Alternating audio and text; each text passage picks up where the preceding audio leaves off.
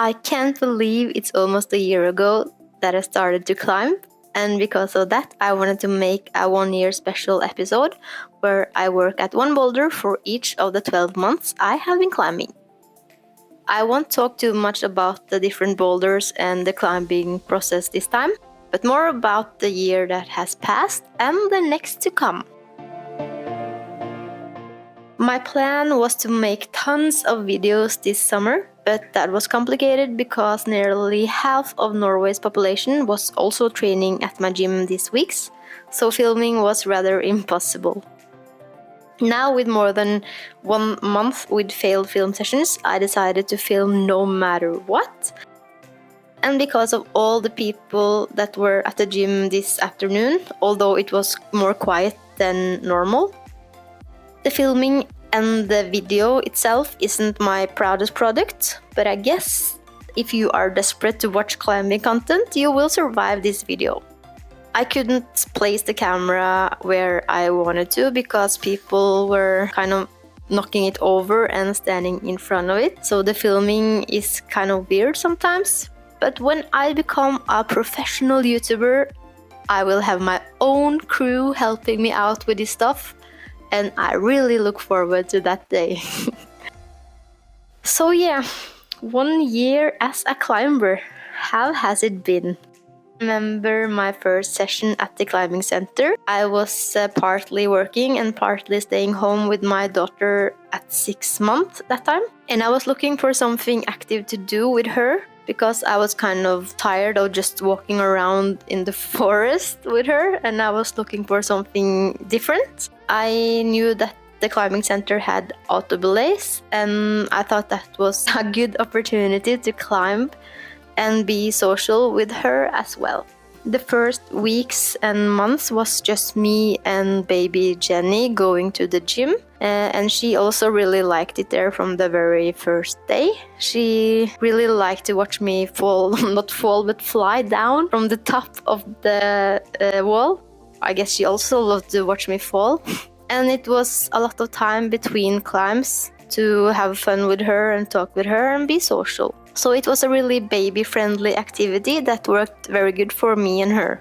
One thing that I really hated when I first started to climb was that I felt like everybody was watching me climb and laughing at me for being bad at it. The first couple of months I only did rope climbing, and there are some benches in this area where people chill and talk between attempts, and I always hated to climb when people were sitting there because I felt unskilled, and I guess nobody actually wants other people to watch them suck and fail at things. But that's something that has gotten a lot better with time. Now, of course, I don't invite everybody at the gym to come and watch me when I think I will fail at something. But I know now that failure is a big part of being able to accomplish new skills, and that climbing is 96% falling, and that nobody actually cares that much about what you do. They are just busy with themselves and their own projects. So if you are a new climber struggling with these issues like I was a while back, just know that it will get better. And also when you are getting more experienced as a climber, learning new moves and skills, you will also feel better with yourself as a climber. And then it's mostly fine if people are watching. And if someone's watching you fail at something, it's also possible to ask for help. Like, what did I do wrong? Can you help me figure out this move? It's a lot of help in those talks, I think. And if it's one thing climbers like, it's to help others with things they can do themselves. When I first started to climb, I didn't have any clear plan on how much I wanted to train or what I was going to do. I just loved to be at the center, and I went a couple of times each week. And I was just climbing in auto-belay routes.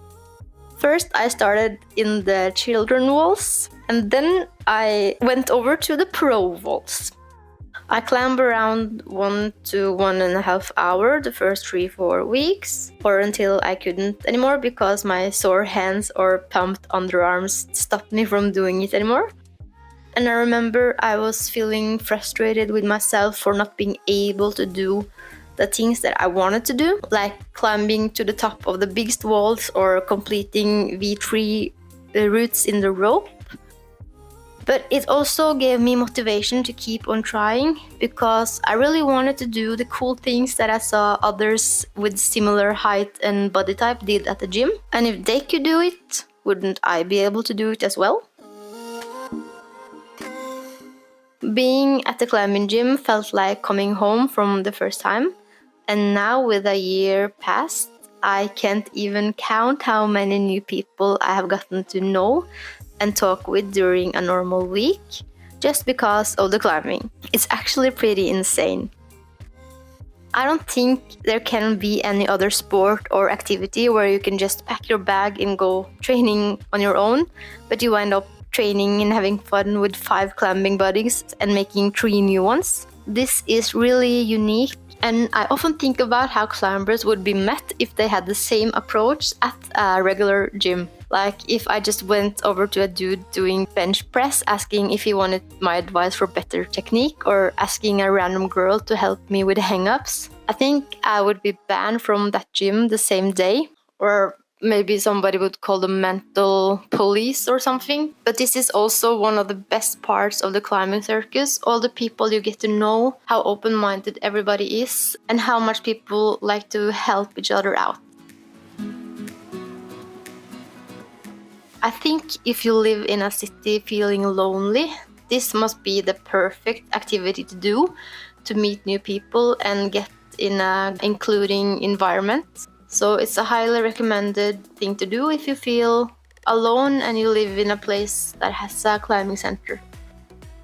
As mentioned, I started to climb in August 2022, and when I started bouldering 1.5 months later, I was first working on the easier problems between V1 and V2, and I did my first V3 in the end of September after a couple of weeks with random bouldering training.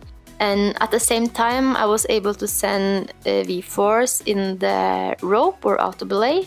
And in the end of November, I sent my first V5 at the auto belay. And then in December, I was finally able to send a V4 boulder, which I felt really took forever. And even though I felt it took a really long time to reach V4 in bouldering, it actually just took me 4 months from my first climbing session to being able to achieve that. Yeah, I think it's actually a good progression.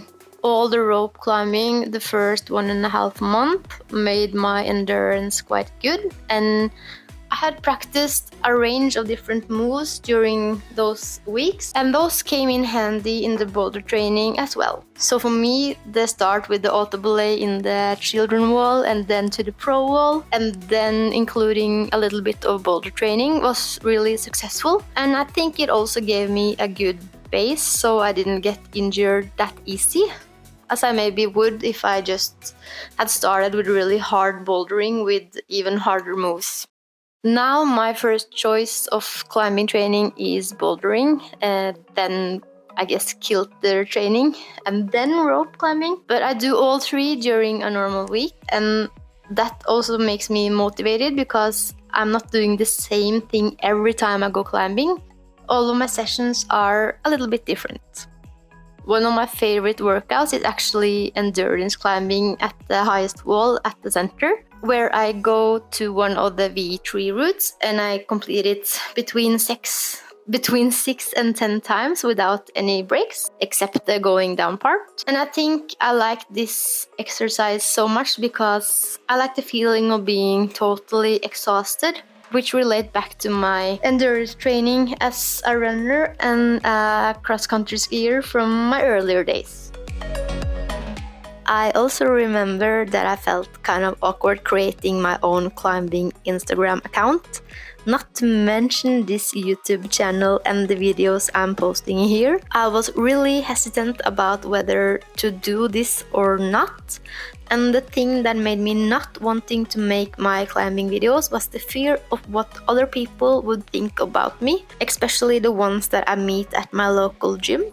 But I convinced myself to do it anyway because it was something that I really wanted to do, And I also need to practice not caring so much about what other people think about me. And I don't like every person on earth, so not every person will like me either. And that's fine, I suppose. I still get the feeling that some people are like, who do you think you are? But my goal with this YouTube account was never to brag or show off, just making climbing content and having fun editing and creating, and at the same time documenting my training and progression as I work towards my goal of maybe sending V6 problems in the future. As I said earlier, my goal is to eventually climb V6 boulders in the future. Although everyone says it's stupid to be so focused on the grades when you're climbing, I think it's good for the motivation part to have something specific that you want to accomplish. The grades at the climbing centers are very subjective and they are not universal. Even the grades at my own gym seems to vary during the year. Like a couple of months ago, I was able to send almost all of the V4 boulders at the gym. But as you can see from this video, now I'm struggling to even send a few of them. And I don't think that's because I'm getting worse at climbing, but the problems are either getting harder because the setters are fit this time of year, or they are not fitting my style that good anymore. I don't think that much about this, and it doesn't make me doubt my own progression or makes me think that I lack skills. But it just illustrates that the grades in climbing are to take in with a pinch of salt, if that's an expression you also can use in English. I wanted to finish the video with a climb I was very happy about. This is the wall of the week, where the setters makes a new boulder each Thursday. And today I worked with this problem, and at the beginning I didn't think I would like it at all. But after a few goes, I really enjoyed the first part especially. It took a bit of power to kick over to the big red ball, and some of the taller dudes can just reach the top by standing up. But us shorter people have to work a little bit harder to get there. The first try up, I was too tempted to use the edge of the wall, and I couldn't lie to myself and pretend that I did it right, so I had to try a few more times to get it perfect. Here is also one of the times where my camera was knocked over, as I told in the beginning of the video. But luckily it wasn't my send try, and at the end I made it to the top. And it was such a fun problem. The grade is unknown, but I think probably a V3 for the shorter climbers and V2 for the taller ones.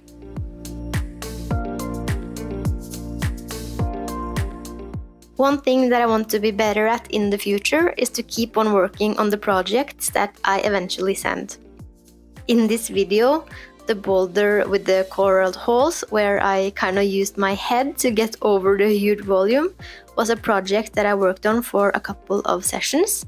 And when I finally was able to send it with moves that I was satisfied with as well, I was like, never again. And I haven't tried it since. Today I wanted to include the boulder for the video, and although I guess I got up, the climbing part was so bad that I actually didn't want to include it in the video because I was embarrassed about how I climbed it. And again, I had to talk some sense to myself because this is not a channel to just post the perfect climbs, but also the ones that can use some fine schmecking. So please don't judge me for that climb. Again, thank you so much for watching this 1 year anniversary special episode with a lot of talking. And I just have to say thank you so much to everyone that likes and especially comment my content. You probably don't even think about it, but for me it means the world.